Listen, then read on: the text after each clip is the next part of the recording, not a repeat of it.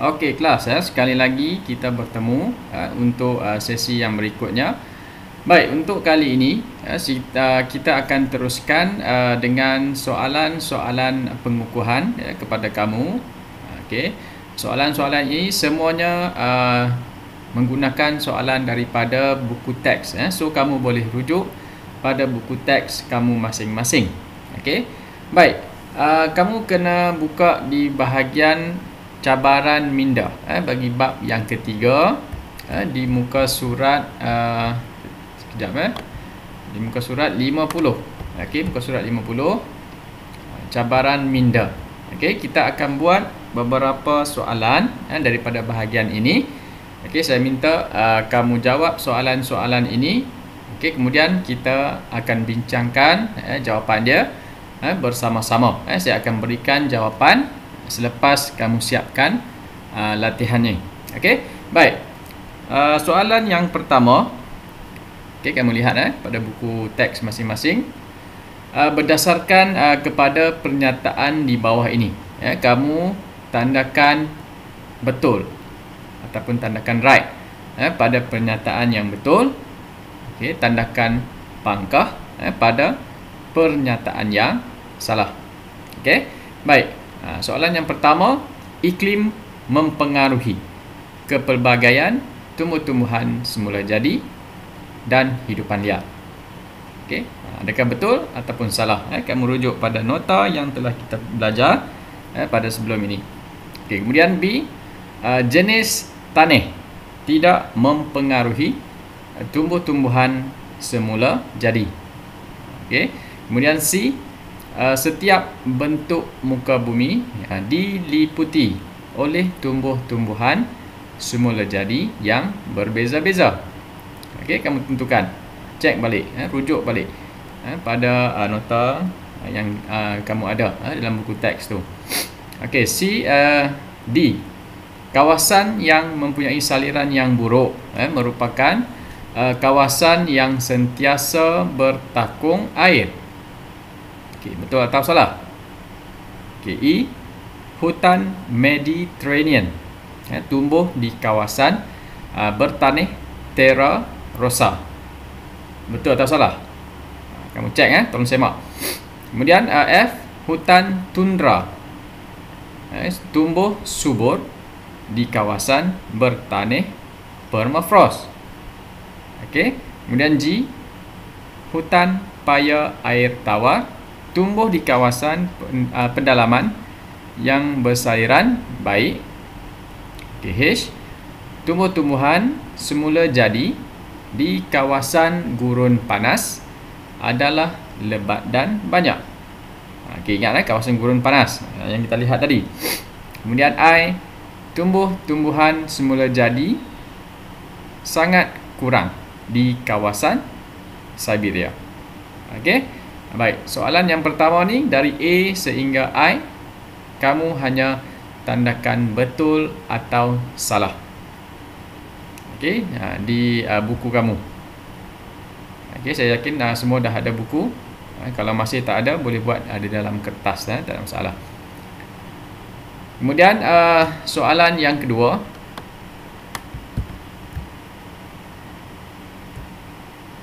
Okey, soalan yang kedua. Padankan hidupan liar dan tumbuh-tumbuhan semula jadi dengan iklim yang paling tepat dalam jadual yang telah diberikan di bawah ini. Kamu rujuk pada jadual ini di bawah ni. Okey, jadual dia ringkas. Kamu hanya lihat di pilihan jawapan yang ada di bahagian ini. Okey, kemudian kamu padankan ataupun isikan jadual ini berdasarkan kepada iklim dan juga hidupan liar tumbuh-tumbuhan semula jadi dengan iklim yang paling tepat. Okey, berdasarkan jadual ini. Iklim monsun tropika, iklim gurun panas, iklim Siberia dan iklim Laurentia. Okey. Di atas ni semua ada. Kamu pilih hidupan liar, tumbuh-tumbuhan semula jadi yang ada, kemudian iklim apa yang boleh didapati sama ada hidupan liar ataupun tumbuh-tumbuhan ini yang ada di sini. Okey. Itu yang kamu perlu buat. Baik. Kemudian soalan yang ketiga. Okey, terangkan jenis tumbuh-tumbuhan dan hidupan liar berdasarkan jenis tanah di bawah. Okey, baik. Dari A sehingga F. Okey, A tanah aridosol. Okey. B tanah latosol. C tanah terra rosa. D tanah chernozem. E tanah podzol dan F tanah permafrost. Okey, baik. Berdasarkan kepada jenis-jenis tanah ini, semua jenis tanah yang disenaraikan tadi A hingga F, kamu terangkan jenis tumbuh-tumbuhan dan hidupan liar yang boleh kita dapat, yang boleh kita senaraikan berdasarkan kepada jenis tanah yang diberikan. Okey, buat dalam bentuk jadual seperti ini. Buat macam ni, lebih mudah untuk kamu lihat nanti. Okey, baik. Kemudian soalan yang keempat. Okey, soalan yang keempat, jelaskan pengaruh bentuk muka bumi terhadap jenis tumbuh-tumbuhan semula jadi dan hidupan liar. Okey, soalan ini berkaitan dengan pengaruh bentuk muka bumi. Ingat, bentuk muka bumi. Apa pengaruh bentuk muka bumi terhadap ataupun kepada jenis tumbuh-tumbuhan semula jadi dan juga hidupan liar. Okey, soalan dia macam tu. Pengaruh bentuk muka bumi yang mempengaruhi jenis tumbuhan semula jadi dan hidupan liar. Okey. Kemudian soalan yang terakhir. Okey. Pada pendapat anda, bolehkah unta hidup di kawasan selain daripada gurun panas? Cuba kamu fikirkan.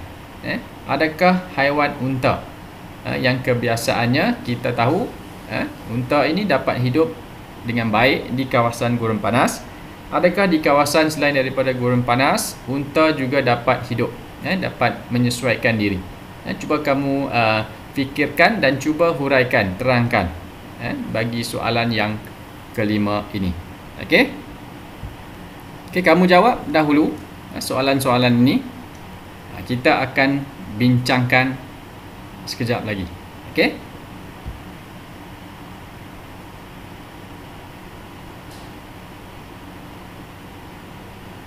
Okey kelas, sekarang kita nak bincangkan jawapan yang telah kamu buat. Okey. Berdasarkan kepada skema jawapan yang telah disediakan dalam buku teks. Okey, baik. Yang pertama, soalan yang pertama berdasarkan pernyataan di bawah, tandakan betul pada pernyataan yang betul. Kemudian tandakan salah pada pernyataan yang salah. Okey, saya minta kamu semak jawapan yang telah kamu buat. Kalau ada kesalahan, betulkan sahaja di sebelahnya. Okey, baik. Soalan yang pertama, iklim mempengaruhi kepelbagaian tumbuh-tumbuhan semula jadi dan hidupan liar. Okey, jawapannya betul. Okey, yang pertama betul. Kemudian B, jenis tanah tidak mempengaruhi tumbuh-tumbuhan semula jadi. Ada pelbagai jenis tanah tadi.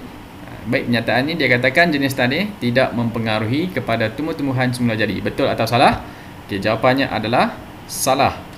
Jenis tanah mempengaruhi kepada jenis-jenis tumbuh-tumbuhan semula jadi.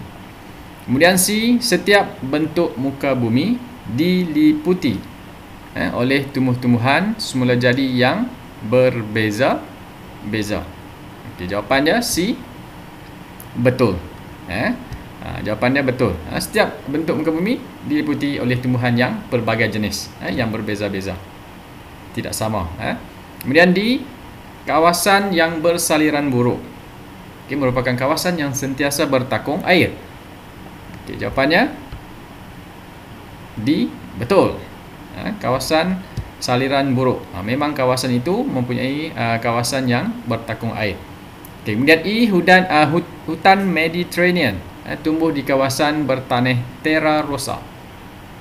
Itu soalan yang ke E ya. E betul. Okey, kemudian F, hutan tundra tumbuh subur di kawasan bertanah jenis permafrost. F. Okey, betul. Kemudian G, hutan paya air tawar tumbuh di kawasan pendalaman yang bersaliran baik. Okey, G jawapan dia salah. Okey, cuba cek balik kenapa dia salah.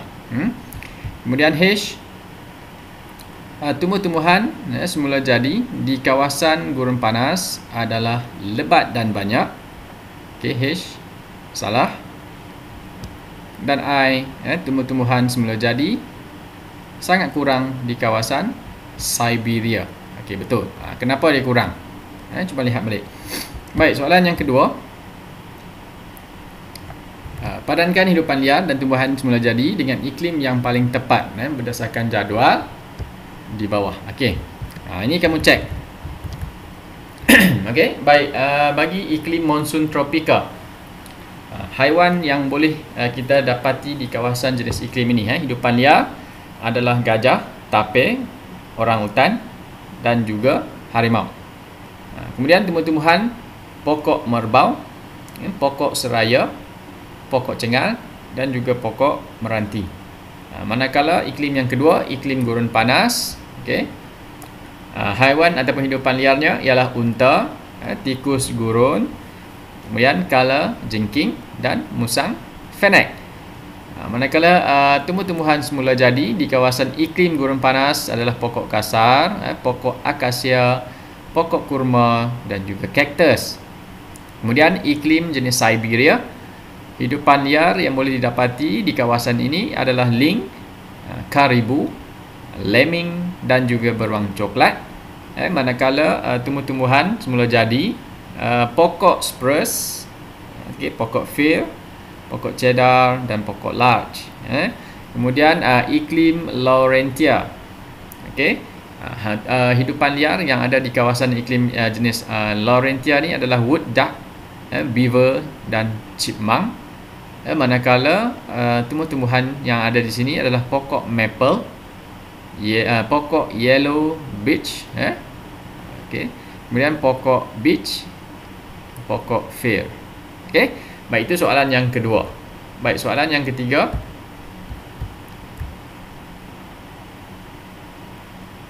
Terangkan jenis tumbuh-tumbuhan dan hidupan liar berdasarkan kepada jenis tanah. Jenis tanah ya. Baik, jawapannya saya zoom up sedikit sekejap baik. Jenis tanah yang pertama, jenis tanah aridisol. Aridisol, di kawasan tanah jenis ini tumbuh-tumbuhan yang boleh didapati adalah jenis pokok kaktus dan juga pokok akasia. Hidupan liar yang ada di kawasan ini adalah orangs dan juga unta. Kemudian B, tanah latosol. Tanah latosol, tumbuhan yang boleh hidup di kawasan jenis tanah ini pokok jati dan pokok cendana. Jenis hidupan liarnya pula gajah dan harimau. Kemudian C, tanah terra rosa. Jenis tumbuhannya rosemary dan lavender. Hidupan liar rusa dan juga musang. Kemudian D, tanah chernozem. Jenis tumbuhan Indian grass dan buffalo grass. Hidupan yang ada di sini badger dan juga saiga antelope. Tanah jenis podzol, E, tumbuhannya ialah pokok pine dan juga pokok cedar. Hidupan liar moose dan juga elk. Dan yang terakhir F, tanah jenis permafrost, lichen dan lumut, iaitu jenis tumbuhan yang boleh didapati di kawasan tanah permafrost. Dan hidupan liar adalah beruang kutub dan lemming. Mungkin kamu dapat jawapan yang sedikit berbeza, mungkin yang tidak sama, tapi masih berada pada jenis tanah yang sama. Tak kisahlah, lebih daripada 3 jawapan pun tak ada masalah. Baik. Kemudian soalan yang keempat.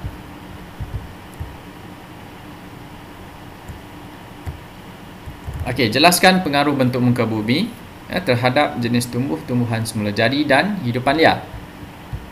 Okey, baik. Jawapannya. Okey, baik. Jawapannya A. Kawasan tanah pamah di Malaysia dan Amazon, iaitu di negara Brazil, dilitupi hutan hujan tropika. Manakala di Malaysia terdapat jenis pokok meranti, jelutung, cengal, merbau dan seraya. Manakala di Amazon, iaitu di Brazil, terdapat pokok wimba, lapuna, ficus dan juga getah. Okey, itu yang pertama. Okey, kemudian yang kedua, tumbuh-tumbuhan dan hidupan liar akan berbeza-beza di kawasan tanah tinggi, mengikut kepada jenis ketinggian. Terutamanya perbezaan itu dapat dilihat selepas ketinggian itu melebihi daripada 1200 meter daripada aras laut. Tumbuhan dan hidupan liar akan berbeza mengikut kepada jenis ketinggian. Okey, kemudian C, kawasan pinggir laut. Okey, kawasan pinggir laut berhampiran dengan kawasan laut. Sesuai untuk tumbuh-tumbuhan yang tahan kepada tiupan angin yang kuat dan juga kemasinan air laut. Okey, kawasan pinggir laut ni tumbuhan perlulah mempunyai ciri-ciri yang tahan kepada tiupan angin dan juga kemasinan air laut. Contohnya seperti pokok bitanggor laut dan juga cemerlang laut. Manakala hidupan liar, contohnya seperti ular, siput dan juga ketam. Ada juga hidupan-hidupan liar yang lain yang boleh kita dapat di kawasan pinggir-pinggir laut. Okey, baik. Kemudian soalan yang terakhir, yang kelima. Soalannya, pada pendapat anda, bolehkah unta hidup di kawasan selain daripada kawasan gurun panas? Okey, apa jawapan dia? Okey, di sini diberikan jawapan. Pada pendapat saya, okey, unta sebenarnya boleh hidup di kawasan selain daripada gurun panas. Kerana apa? Okey, cuba lihat balik pada haiwan unta itu sendiri. Unta mampu beradaptasi, iaitu bermaksud unta ni dia dapat menyesuaikan diri melalui bonggol yang berbentuk dua bukit kecil di badannya. Kalau kamu dapat lihat haiwan unta itu sendiri, gambar-gambar unta, cuba kamu Google, cari gambar-gambar unta. Di belakangnya terdapat bonggol, ada dua bonggol seperti bukit. Okey, apa fungsi dia? Fungsi bonggol itu sendiri berperanan untuk menyimpan lemak. Okey, simpanan makanan di dalam bonggolnya itu boleh ditukarkan kepada zat dan juga khasiat yang diperlukan.